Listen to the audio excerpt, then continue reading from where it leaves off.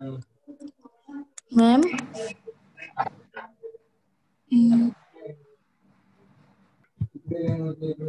हम लोग ने यहाँ तक देखा था time of supply in case of voucher, section 12 subsection 4, ये गुड्स के लिए भी है और सर्विसेज के लिए भी है, सेम केस रहेगा वहां पे भी। अगर आपको सर्विसेज के लिए किसी ने वाउचर दिया या गुड्स के लिए किसी ने वाउचर दिया है तो यही टाइम ऑफ सप्लाई आपका यही रहेगा। तो जहां पे मैंने सेक्शन 12 सबसेक्शन 4 लिखा है वहां पे आपको सेक्शन 13 सबसेक्शन 4 मिलेगा in case of service. But है तो सेम ही, इसके लिए मैंने आपको सेम डबल एक्सप्लेन नहीं किया, मैं आपको वही बता रही हूँ सिर्फ। ठीक है। ओके, नेक्स्ट आपको जो पढ़ना है time of supply for residual cases. जैसे कि अगर आप लोगों ने डायरेक्ट टैक्स पढ़ा होगा तो डायरेक्ट टैक्स में आपने देखा होगा वहां पे एक अदर सोर्स करके रहता है, इनकम फ्रॉम अदर सोर्स।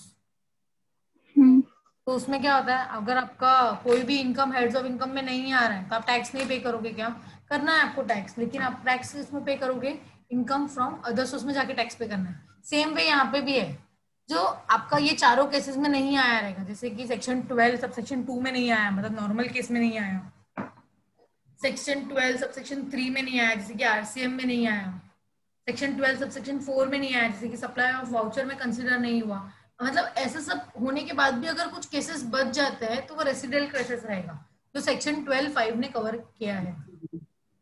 तो यहाँ पे क्या होगा, in this situation it's not, if the situation is not cover in section 12 subsection 2, section 12 subsection 3 and section 12 subsection 4, सो उस टाइम पे ये आएगा। तो टाइम ऑफ सप्लाई मेरा क्या रहेगा वो आपको यहाँ पे बताया है। So due date of filing of periodical returns और date of GST paid whichever is earlier. Government ने क्या बोला है, अगर आप चारों में कवर अप नहीं हो, तीनों में, दैट इज आरसीएम के केस में कवर अप नहीं हो, forward charge that means normal charge में आप कवर अप नहीं हो, सेक्शन 12 सबसेक्शन 4 मतलब वाउचर में कवर अप नहीं हो आप, तो आप रेसिडुअल केस में आते हो। सो वो टाइम पे आप टाइम ऑफ सप्लाई आपका क्या रहेगा, जिस दिन आप रिटर्न फाइल करोगे, पीरियोडिकल रिटर्न फाइल किया जाएगा वो डेट लो। फॉर एग्जाम्पल से मैंने आज रिटर्न फाइल किया तो आज का डेट लो। रिटर्न फाइल करने के बाद मैंने जीएसटी का भी पे किया, रिटर्न फाइल करने से पहले आपको जीएसटी वगैरह पे करना पड़ेगा फिर ही आप रिटर्न फाइल कर सकते हो। तो अगर मैंने जीएसटी का पेड कभी किया, वो दोनों में से जो सबसे डेट पहले रहेगा वो आपको आपका टाइम ऑफ सप्लाई रहेगा। क्लियर हुआ? Let's take one example over here. जरा पढ़ना ये क्वेश्चन और मुझे इसका आंसर देना।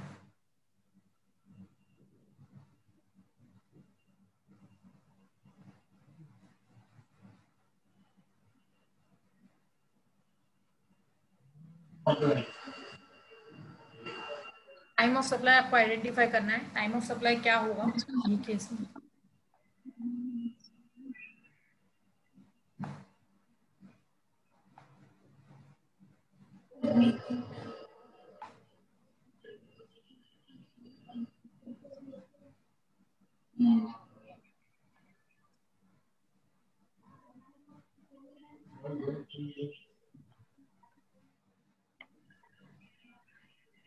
क्या होगा टाइम ऑफ सप्लाई?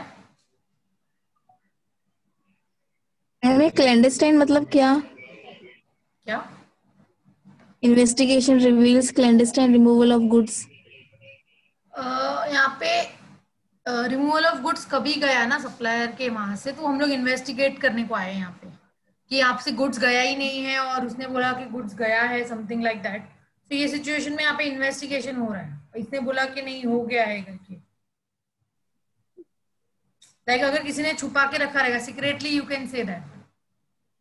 अगर आपने मतलब आपके इधर छुपा के रखा है और वो लोग बोल रहे कि नहीं यहाँ से सप्लायर के यहाँ से गुड्स चला गया है, वो सामने वाला उसने नहीं पहुंचा रहेगा, ऐसा कुछ रहेगा। अगर कुछ भी मतलब तुमने बोल सकते हो आप गवर्नमेंट को नहीं बता के, मतलब गवर्नमेंट को छुपा के आपने कुछ सप्लाई किया है कस्टमर के यहाँ से, कस्टमर को, मतलब आप सोच रहे हो कि मैंने यहाँ से गुड्स गवर्नमेंट को नहीं पता चले तो मैंने ब्लैक में कैसे करते हैं वैसा, समथिंग लाइक दैट, मतलब गवर्नमेंट को नहीं पता चलने दिया। तो इन्वेस्टिगेशन हुआ ना जिस दिन, तो उस दिन आप पकड़े गए।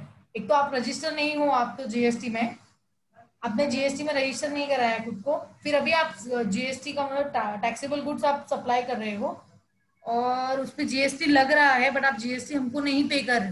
अगर ऐसा कुछ सिचुएशन होता है और आपके इधर इन्वेस्टिगेशन होता है, गवर्नमेंट आपके इधर आती है एविडेंस के तौर पे, अगर वो लोग आपको पकड़ लेते हैं, लाइक पता चल जाता है वो लोग को, आप सीक्रेटली कुछ कर रहे थे, लाइक आपने नोटिस नहीं दिया हमको, लाइक बताया नहीं कुछ भी, पर्टिकुलर ध्यान देके कुछ चीज नहीं किया आपने, तो ये सिचुएशन में क्या होगा? तो ये सप्लायर ने क्या किया, इन्वेस्टिगेशन जो हो रहा था उसको बंद किया, केस बंद करो और ये टैक्स ले ले भाई तू तेरा, और केस बंद करिए। तो ये इसमें क्या, ये सिचुएशन में क्या टाइम ऑफ सप्लाई मेरा क्या रहेगा? अभी दो चीजें आपको देखनी डेट है, ऑफ ड्यू, पेमेंट। यस, आपको दोनों में से सबसे पहले जो हुआ रहेगा वो आपने रिटर्न फाइलिंग किया है या जीएसटी पे किया है। रिटर्न फाइलिंग तो वो कर ही नहीं सकता because he is not the registered person, ठीक है। तो उसने जीएसटी पे किया, दैट मीन्स जो डेट पे किया होगा वो, तो मेरा टाइम ऑफ सप्लाई क्या होगा? Date of payment. यस, मेरा जो डेट ऑफ पेमेंट रहेगा वो जिस दिन आपने पेमेंट दिया टैक्स का इन्वेस्टिगेशन क्लोज करने के लिए, वो मेरा टाइम ऑफ सप्लाई बन जाएगा। क्लियर हुआ ये? यस। एक उसके बाद लास्ट चीजें पढ़ लेते हैं। लास्ट केस जो है मेरा इस टॉपिक का, टाइम ऑफ सप्लाई फॉर, मैंने यहाँ पे पता है आपको सेक्शन बताया था, यहाँ पे मैंने डायरेक्टली लिख दिया है time of supply for interest and let fees वगैरह। मैंने जब आपको चार्ट बताया था कि आपको इसके अंदर 5 चीजें पढ़नी है, तो उसमें मैंने आपको ये बताया था कि addition to delay payment something like that. So delay payment के लिए अगर आपको वैल्यू में कुछ एडिशन हो रहा है, जैसे कि फॉर एग्जांपल से अगर मुझे आज पेमेंट करना था, मैंने 1 महीने बाद पेमेंट किया, तो उसका मुझे इंटरेस्ट या पेनल्टी कुछ तो लगेगा। सो अगर वो वैल्यू मुझे ऐड होके अगर आ रहा है इंटरेस्ट वगैरह में, तो उसका क्या, तो उसमें टाइम ऑफ सप्लाई मेरा क्या होगा, वो सिचुएशन है।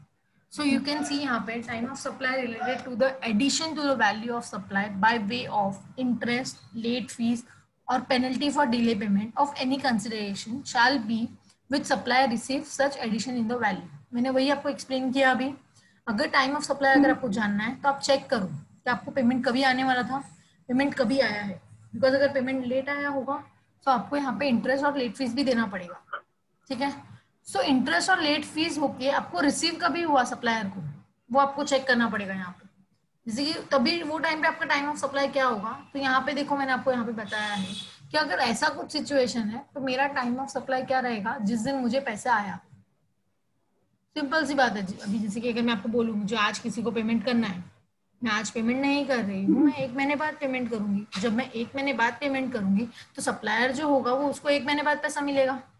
सो वो कभी भी टैक्स पे करेगा, वो कभी तभी टैक्स पे करेगा जब वो टाइम ऑफ सप्लाई चेक करेगा। अभी ऐसे सब सिचुएशन में जब डिले पेमेंट हो रहा है, गवर्नमेंट ने यहाँ पे आपको एक टाइम ऑफ सप्लाई बताया है कि जिस दिन आपको पैसा आया उस दिन आप हमको टैक्स पे करना, क्योंकि नहीं आया है तो नहीं पे करना है ना, ठीक है।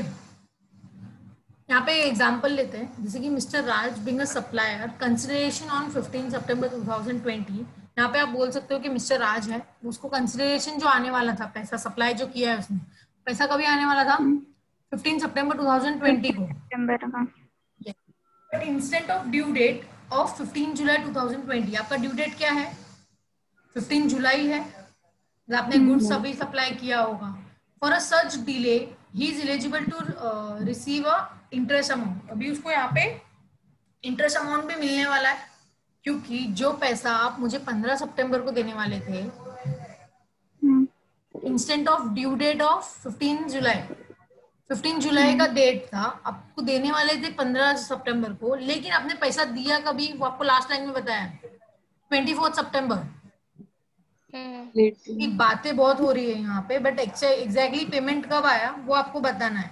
तो ये सिचुएशन में क्या हुआ, 15 तारीख को आने वाला था, कंसिडरेशन होने वाला था, उसका पैसा मुझे, मैंने आपको सामान बेचा 15 जुलाई को, पैसा आया कभी 24 सितंबर को आया, इसके लिए मुझे यहाँ पे इंटरेस्ट लगा हुआ है। तो अभी मेरा टाइम ऑफ सप्लाई क्या होगा, date of receive of payment. ये सिचुएशन में डेट ऑफ रिसीव क्या है, 24 सितंबर। एग्जैक्टली। तो मेरा टाइम ऑफ सप्लाई जो होगा वो क्या होगा, 24 सितंबर। क्लियर हुआ ये पॉइंट सबको? यस। किसी को कोई डाउट है? ना। मैम और एक बार बताना, जरा समझ में नहीं आया ये वाला एग्जांपल राज का। ओके, फॉर एग्जांपल से आपका ही ले लो, जैसे कि मैंने आपको गुड्स बेचा है, मैंने आपको गुड्स जो बेचा 15 जुलाई को मैंने गुड्स बेच दिया, तो आप मुझे पैसे कभी दोगे? नॉर्मल सिचुएशन की अगर आप बात करोगे ना, तो 15 जुलाई को सामान बेचा ना, तो 15 जुलाई को पैसे आ जाने चाहिए, बट मैंने फिर भी आपको क्रेडिट दिया, मैंने बोला ठीक है आप 15 सितंबर तक देके जाना, आपने बोला ठीक है मैं देके जाऊंगा, लाइक देके जाऊंगी, लाइक जो भी है। अभी ये सिचुएशन में क्या हुआ, आपने 15 सितंबर को देने वाले थे, आपने नहीं दिया, फिर भी डिले हो गया ना, पेमेंट डिले हो गया। तो जब पेमेंट डिले होता है तो यहाँ पे आपको इंटरेस्ट भी लग सकता है, या लेट फीस लगेगा, पेनल्टी लगेगा, कुछ ना कुछ तो लगेगा। तो ये केस में 1500 रुपया इंटरेस्ट लगा है आपको। आपको वैल्यू ऑफ सप्लाई का तो अमाउंट देना ही है, मतलब आपने कितने का सामान खरीदा उतना पैसा आपको देना ही है, लेकिन आपने पैसा लेट दिया तो उसके ऊपर हमने आपसे इंटरेस्ट चार्ज किया 1500 रुपया, वो भी आपको एडिशन होगा उसमें। तो वही पॉइंट है हमारा, एडिशन इन द वैल्यू, कुछ तो वैल्यू के अंदर आप एडिशन कर रहे हो ना 1500 रुपया, वो पैसा आया कभी आपको 24 सितंबर को आया। So at the date point of time आपको टाइम ऑफ सप्लाई जो होगा, date of receive of payment, जिस दिन पैसा आपको आया उस दिन आप टैक्स पे करो। बिकॉज समटाइम्स क्या होगा, अगर गवर्नमेंट ने ये रूल नहीं बनाया होता तो उसको तो पहले ही टैक्स पे करना पड़ता, वो बोलेगा पैसा तो मुझे आया ही नहीं, मैं टैक्स क्यों पे करूँ। इसके लिए ये रूल बनाया है, जिस दिन आपको पैसा आए उस दिन आप टैक्स पे कर देना। ये पॉइंट क्लियर है? Yes. Okay, so next is section 13। Section 12 मेरा पढ़ के हो गया है। सेक्शन 12 के अंदर हम लोग ने 5 चीजें देखी। First is forward charge, that is normal charge. Second हम लोग ने देखा RCM. आरसीएम, जो सेक्शन 12 के सबसेक्शन 3 में आ रहा है। सेक्शन 12 के सबसेक्शन 4 में क्या आ रहा था, वाउचर्स। Vouchers. Yes. फिर सेक्शन 12 के सबसेक्शन 5 में क्या आ रहा है, Interest and late yes, delay of payment, addition in the value of delay of payment. payment. Okay, तो सेम चीजें आपको यहाँ पे भी पढ़नी है, सेक्शन 13 में पढ़ना है जो आपने सेक्शन 12 के अंदर पढ़ा वही। बट यहाँ पे क्या होगा, क्या बोल रहे हो? 12 के सबसेक्शन 2 में भी कुछ है ना मैम? सेक्शन 12 के सबसेक्शन 2 में जो आप बोल रहे हो वो हम लोग ने वही देखा, normal charge, date of receipt, date of invoice और date of payment, whichever is earlier. हाँ वो तो फर्स्ट है मैम, सबसेक्शन 12 के 2। हाँ तो वही बता रही हूँ ना मैं भी। फर्स्ट और सेकंड वही है मतलब। सेक्शन 12 1 सी, अगर आपको सेक्शन 12 नहीं बोलना है तो सेक्शन 12 का 1 बोल सकते हो आप, 1 वो ऐसे ही है, डिफॉल्ट है वो, 1 ऐड कर सकते हो आप। तो आपने सेक्शन 12 का आपको चार्ट जो बताया वो 1 में आप कंसिडर कर सकते हो उसको, फिर 2 3 4 5 ऐसा है, ठीक है। सेम यहाँ पे भी है, सेक्शन 13 ये सर्विसेज के लिए है, वो गुड्स के लिए था। सेक्शन 12 पूरा गुड्स के लिए है, सेक्शन 13 पूरा सर्विसेज के लिए है। यहाँ पे भी आपको फॉरवर्ड चार्ज पढ़ना है, आरसीएम पढ़ना है, सप्लाई ऑफ वाउचर पढ़ना है, रेसिडुअल केसेस पढ़ने हैं, और addition to the value of supply for delay payment पढ़ना है। उसके बाद अगर आप देखोगे तो मैंने आपको बताया फॉरवर्ड चार्ज तो हम लोग देखने वाले हैं, आरसीएम भी हम देखेंगे, लेकिन सप्लाई ऑफ वाउचर जो हमने सेम एज सेक्शन 12 का 4 सेम आएगा यहाँ पे। अगर आप सर्विस के लिए देखो, मैंने तभी भी आपको समझाने के टाइम पे भी बताया था कि सर्विस में भी आएगा, लेकिन वहां पे क्या हो जाएगा, सेक्शन 13 सब सेक्शन 4 होगा, लेकिन कंडी पूरा कंटेंट जो होगा वो सब सेम होगा। रेसिडुअल केस भी पूरा सेम है, सेम है सेक्शन 12 का 5, यहाँ पे आएगा 13 सबसेक्शन 5। फिर addition to the sub value of supply अगर आपको देखना है तो सेम है सेक्शन 12 सबसेक्शन 6। क्लियर हुआ? तो हम लोग को ये 3 पॉइंट हम लोग को डिस्कस नहीं करने हैं, because same as section 12 4 5 6। Clear हो गया? हम लोग यहाँ पे फॉरवर्ड चार्ज देखेंगे, हम लोग आरसीएम देखेंगे। Forward charge means normal charge. तो फर्स्ट हम लोग को देखना है time of supply of services, normal charge. Normal charge में सर्विस दिया किसी को आपने, तो मेरा टाइम ऑफ सप्लाई क्या होगा, ये आपको सेक्शन 13(2) बता रहा है। सेक्शन 13 सबसेक्शन 2 आपको बताने वाला है। यहाँ पे आपको चेक करना पड़ेगा। सी, जब आप सर्विस की बात, गुड्स में ना ऐसा कुछ भी नहीं था, गुड्स में नॉर्मल था, date of invoice, date of payment, whichever is earlier, normal case में इतना ही था। लेकिन जब आप सर्विस की बात करोगे तो आपको चेक करना पड़ेगा whether you have received your invoice within time or not. So first हम जो केस देख रहे हैं वो हम लोग चेक अज्यूम कर रहे हैं कि issue with in the time वाला है केस। सर्विस के टाइम पे आपको 2 चीजें चेक करनी है। एक तो आपको देखना पड़ेगा कि इनवॉइस आपको टाइम पे मिला है या नहीं मिला है। ये हम लोग केस देख रहे हैं जो इनवॉइस इशू हुआ है मुझे विद इन द टाइम। कौन सा टाइम? आपका टाइम, मेरा टाइम, कौन सा टाइम? एक टाइम है यहाँ पे। सप्लाई। नहीं, टाइम ऑफ सप्लाई नहीं, यहाँ पे अरे हम लोग टाइम ऑफ सप्लाई तो आइडेंटिफाई कर रहे हैं, उसमें भी टाइम क्या। सब लोग यहाँ पे एक देखते हैं टाइम मतलब क्या। Issue of invoice with in the time. With in the time मतलब अगर आपने सर्विस दिया है किसी को, सर्विस देने से पहले, मतलब जैसे हमारा गुड्स के लिए कैसा था, गुड्स के लिए क्या था, आपके इधर से गुड्स चला गया तब तक बिल बन जाना चाहिए, रूल था ना वहां पे, जो मैंने आपको आज सिखाया। Removal of goods removal of अभी हो गुड्स। रहा है आपके पास, यस, उस तब तक आपका इनवॉइस बन जाना चाहिए। सेम केस यहाँ पे भी है। यहाँ पे ये लोग ने केस 30 डेज का दिया हुआ है। Invoice issue with in the time मतलब क्या, जिस दिन आपने सॉरी हाँ सर्विस दिया, मतलब फॉर एग्जांपल से अगर मैंने आज सर्विस दिया है आपको, आज से आपके पास 30 दिन का टाइम है इनवॉइस बनाने के लिए। अगर आपने, जैसे कि अगर मैं आपको बोलूं मैंने आपको आज पढ़ाया, मैंने आपको आज सर्विस दिया, सो आपने मुझे पैसे की बात नहीं कर रही हूँ, मैं सर्विस की बात कर रही हूँ। मैंने आपको आज सर्विस दिया, आपके पास अभी मेरे पास क्या है, इनवॉइस बनाने का कितना दिन का टाइम है, 30 दिन का टाइम 30 है। डेज। मतलब डेट ऑफ सर्विस जब भी हुआ उससे 30 ऐड नहीं करना है, उसमें 30 दिन का टाइम है। तुम बिल आज भी बना सकते हो, मैंने आपको आज सर्विस दिया, मैं आपको आज भी बिल बना सकती हूँ, लेकिन एक टाइम दिया हुआ है कि आप 30 दिन के अंदर बना सकते हो कभी भी। आज नहीं बना रहे हो चलेगा, कल बनाओ, परसों बनाओ, 30 दिन तक आप कभी भी इनवॉइस बना सकते हो। सो मेरा टाइम क्या है यहाँ पे, 30 डेज वाला टाइम है यहाँ पे। मतलब अगर आपने इनवॉइस 30 डेज के अंदर बनाया सर्विस देने से, तो आपको ये कंडीशन अप्लाई करना है। जैसे कि आज मेरा क्या डेट है यहाँ पे, आज 24 सितंबर है। मतलब मैंने अगर आपको सर्विस 24 सितंबर को दिया है, तो आपके पास 30 दिन का टाइम है, आज से 30 दिन, दैट मीन्स 24 अक्टूबर, 24 अक्टूबर तक बिल बन जाना चाहिए। अगर आपने इनवॉइस 24 अक्टूबर से पहले बनाया है तो आपको ये फॉर्मूला अप्लाई करना पड़ेगा, डेट ऑफ इनवॉइस और date of payment whichever is earlier. Same formula है उसके लिए भी, वहां पे जो गुड्स के लिए नॉर्मल चार्ज के लिए जो फॉर्मूला है ना वो सेम है यहाँ पे। अगर आप टाइम पे बिल बना देते हो तो दोनों के लिए सेम है, date of invoice, date of payment whichever is earlier. लेकिन मैं आपको बोलूं, मैंने आपको 24 सितंबर को सर्विस दिया और मैंने 24 अक्टूबर तक बिल नहीं बनाया, मैं भूल गई, मैंने 26 अक्टूबर को बिल बनाया, दैट मीन्स मैंने 2 डेज लेट बिल बनाया। वो सिचुएशन में आपको क्या, तो वो सिचुएशन नेक्स्ट है ये, जो आप नॉट इनवॉइस आप टाइम पे इशू नहीं कर रहे हो, मतलब 30 दिन के अंदर इशू नहीं कर रहे हो, आप 30 दिन के बाद इशू कर रहे हो, मतलब आप टाइम पे बिल नहीं बना रहे हो, तो टाइम पे हम लोग आपका डेट ऑफ इनवॉइस कंसिडर नहीं करेंगे। वहां पे हमको चेक करना पड़ेगा डेट ऑफ सर्विस, क्योंकि गवर्नमेंट अपना नुकसान नहीं करेगी। गवर्नमेंट क्या बोलेगी, अगर आपने बिल टाइम पे नहीं बनाया ना तो बिल को भूल जाओ, डेट ऑफ सर्विस को याद रखो। डेट ऑफ सर्विस क्या है, डेट ऑफ पेमेंट क्या है, विच एवर इज अर्लियर।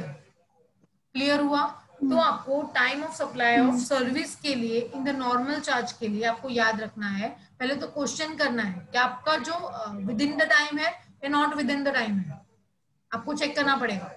तो आप क्या चेक करोगे, मतलब आपने जब सर्विस दिया, मतलब आपको यहाँ पे ये चेक करना पड़ेगा कि सर्विस जब भी आपने दिया उसके बाद आपके पास 30 दिन का टाइम है, विद इन द टाइम मतलब 30 डेज का टाइम है आपके पास, 30 दिन के अंदर बिल बन जाना चाहिए। अगर 30 दिन के अंदर बिल बन गया, that means date of invoice और date of payment whichever is earlier. अगर आप बोलते हो 30 दिन के अंदर मैंने बिल नहीं बनाया, कोई भी रीजन हो सकता है, सो आपको यहाँ पे कंसिडर करना है डेट ऑफ सर्विस और date of payment whichever is earlier. ये केस में आप इनवॉइस को भूल जाने का।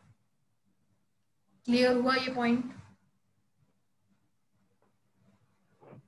एवरीवन? कुछ डाउट है, किसी को पूछना है?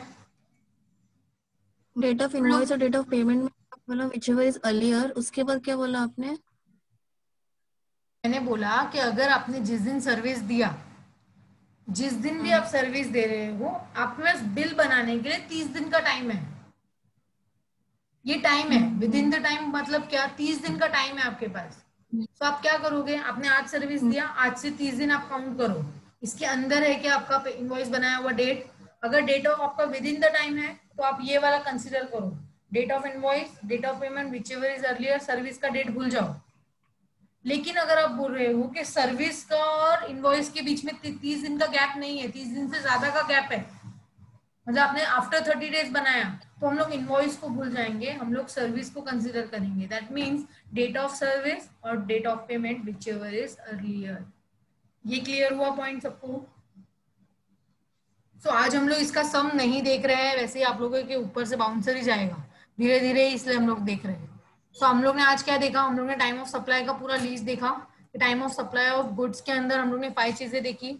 फॉरवर्ड चार्ज पढ़ा, रिवर्स चार्ज पढ़ा, वाउचर्स पढ़े, वाउचर का टाइम ऑफ सप्लाई क्या होगा, फिर हमने और क्या देखा, एडिशन डिले टू, पेमेंट वाला। Yes delay payment, addition to value of delay payment, वो हम लोग ने देखा। वो तीनों पॉइंट जितने भी हमने गुड्स के लिए देखे same as good as, services के लिए भी सेम है, सिर्फ सेक्शन अलग है। गुड्स के लिए 12 है, सर्विसेज के लिए 13 है। क्लियर हुआ ये आपको? हाँ ma'am. Yes okay. Time of supply of service के टाइम पे आपको क्या चेक करना है, इनवॉइस जो इशू करना है वो विद इन द टाइम करना है, और अगर not within the time किया तो भी दोनों कंडीशन है। अगर within the time issue किया, डेट ऑफ इनवॉइस और date of payment whichever is earlier. अगर इनवॉइस आपने इशू टाइम पे नहीं किया, इनवॉइस को भूल जाओ, सर्विस को याद रखेंगे, डेट ऑफ सर्विस और date of payment whichever is earlier. Clear हो गया आपको ये पॉइंट? क्लियर? Yes ma'am. कैसे जा रहे हैं आप लोगों के लेक्चर्स? अभी तक हमने टाइम ऑफ सप्लाई तक पढ़ा, आपको सब क्लियर है? हाँ मैम। सब Yes, समझ ma'am. में आया ना? सब लोग को पूछ रही हूँ मैं, ये सब लोग के लिए है। हाँ कुछ नहीं समझ में आया तो आप लोग मुझे बोल सकते हो, या फिर आप लोग वापस से रिवीजन कर सकते हो, ये सब वीडियोस वगैरह देख के, तो आप लोग को याद आ जाएगा। जैसे आप लोगों को फर्स्ट डे लेक्चर में मजा आया था, वैसे आ रहा है मजा? मतलब पढ़ने में इंटरेस्ट आ रहा है कि नहीं जीएसटी में? यस मैम आ रहा है। आ रहा है ना? ओके ठीक है। तो ऐसे ही अपना इंटरेस्ट बना के रखना, तो मुझे पढ़ाने में भी मजा आएगा। मजा आएगा। ओके। हम इसके एग्जांपल्स कल बताओगे कि अभी? नहीं कल फिर आप लोग का सब बाउंसर चला जाएगा। आपने आज बुक्स हाँ का ना भी मैम, एग्जांपल आज ही देखा है, सब सेक्शन मिक्स हो अभी तो जाएंगे। वही तो, अभी तक तो आपने यही सेक्शन देखे हैं अभी तक तो। हाँ। तो उसमें भी फिर आप कंफ्यूज हो जाओगे कि आरसीएम में 30 डेज ऐड कभी करना है, इसमें कभी करना है। तो एक बार आप रिवीजन कर लेना, नहीं तो टाइम में पूरा कंफ्यूज हो जाओगे आप, टाइम क्या है। ठीक है, ये आरसीएम का एग्जांपल था, इसमें आप भूल जाओगे फिर डेट ऑफ इनवॉइस में 30 डेज कब ऐड करना है, टाइम ऑफ सप्लाई क्या होगा, ये रिवाइज करना आप लोग। हाँ यस हाँ।